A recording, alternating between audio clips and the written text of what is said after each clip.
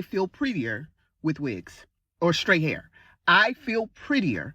I feel more feminine with hair, wearing hair that mimics another race of people.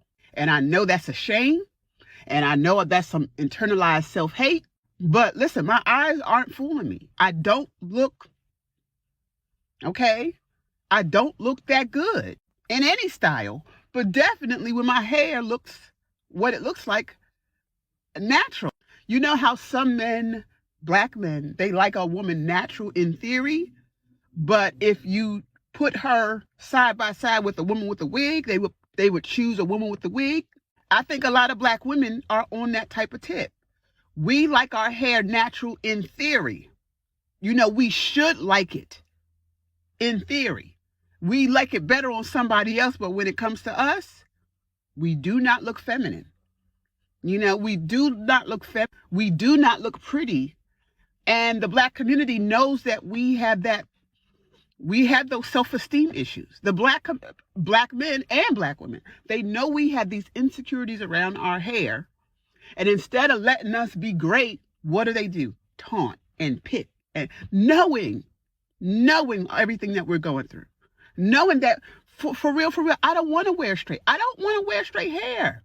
But I don't look good with my natural hair. And the natural wigs, they look like, who done it and why. I'm not trying to go to work looking like Mufasa. So I'm sorry if I let the cat out of the bag and I explained too much.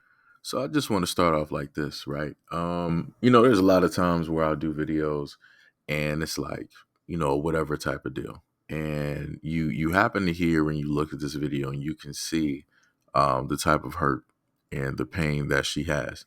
And one of the things that I've covered directly on this platform, a great deal of times is the fact that amongst women, a lot of women show a lot of hatred, loathing, and disliking and jealousy towards, other women.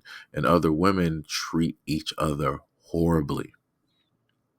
You have a lot of women in, families that will decide to negatively attack and try to affect little girls and other women within their families, calling them the black sheep or, all types of, negative, types of names because of their skin complexion, because of their hair texture. You heard her say that, she don't want to look like, Mufasa and all of that stuff, right?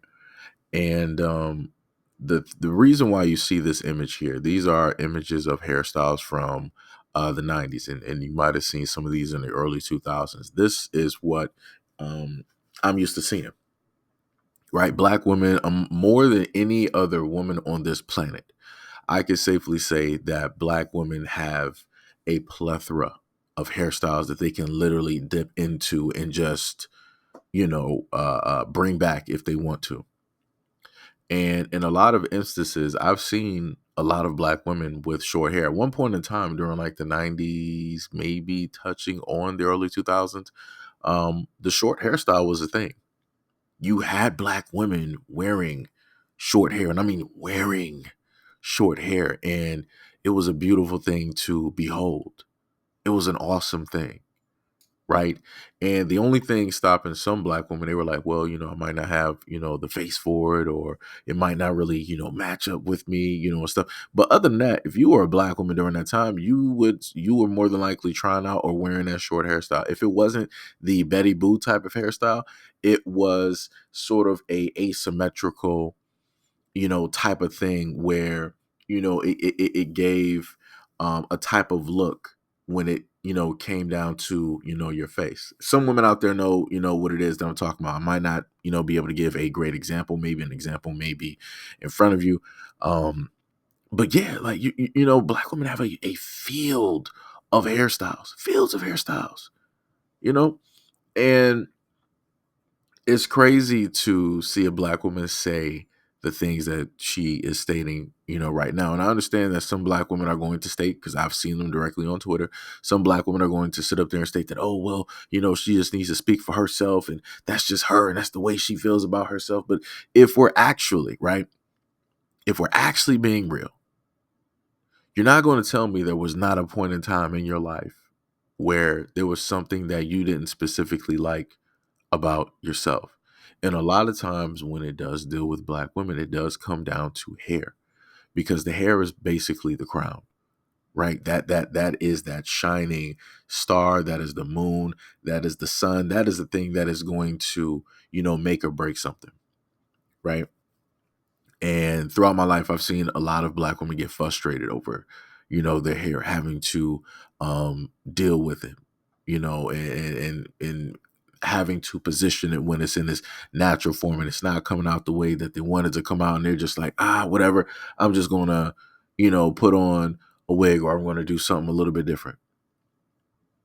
Right. And there's a lot of things going on with the black woman that you were able to hear. And one of the main things is that you heard her, in a sense, speak on her complexion in a variety of different ways.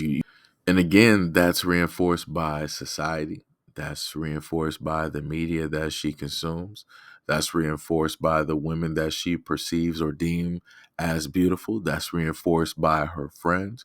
That's reinforced by the important women that she highly thinks of that are in her family. And I promise you, more than likely, if you were to sit down and have a conversation with her, or many other black women out here, they could tell you stories about black women and their families who would deem them or treat them a certain type of way. They can talk about friends or coworkers, or, just some people out there that may have said some negative things about them dealing with their hair or their skin, or both. And again, like I said before, the way that she is stating things is going to come off as, completely wrong. But there is a lot of truth in what it is that she is saying. You do have black women out here that feel more comfortable, that feel more likable or lovable, right? They feel like they get more respect and more value if they wear longer and straighter hair. Because what has been told to black women is that there is a standard of what beauty is, and that in order for you to be deemed as beautiful, you have to fit that type of standard. But the funniest thing is, black women are that standard, right? If you look at everything that's going through on social media, if you look at how a lot of women are posturing and fixing themselves in order to copy what it is that black women are, what it is that they have conceived when it deals with hairstyles, when it deals with fashion, when it deals with attitude, the way that they walk, and the way that they look, and all of that, like the almost like the whole fiber of their being, right?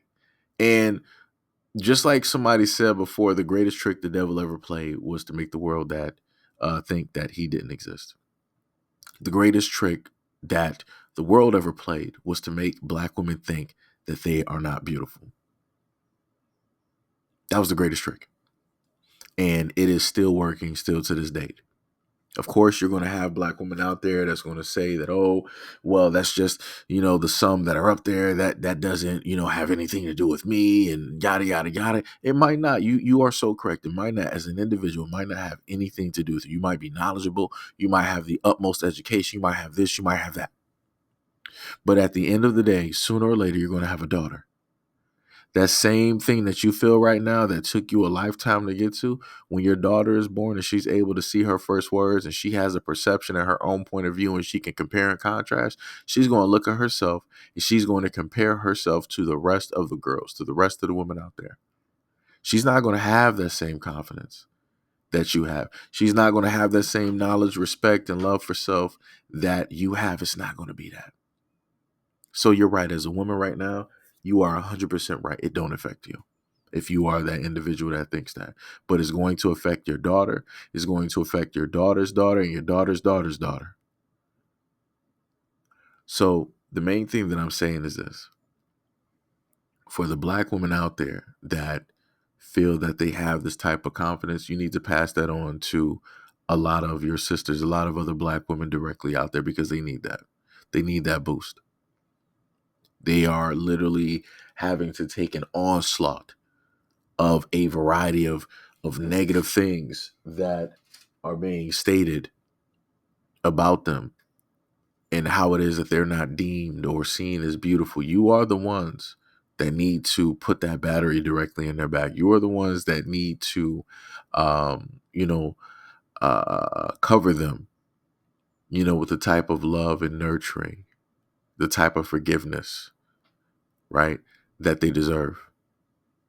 Because at no point in time should you ever be a woman that is the utmost confident, walking around and can't nothing affect you, and you're just sitting idly by as women who look like you are catching strays, or women who look like you are not able to walk with their heads held at the utmost highest of the highest. That's a disrespect to the women that came before you and gave you that knowledge and handed that down to you. That's disrespect to the women who came before you and worked so hard in order to, lay down the groundwork so that you can be the beautiful person that you are, the confident person, the valued person that you are at this moment in time. That's all I'm saying.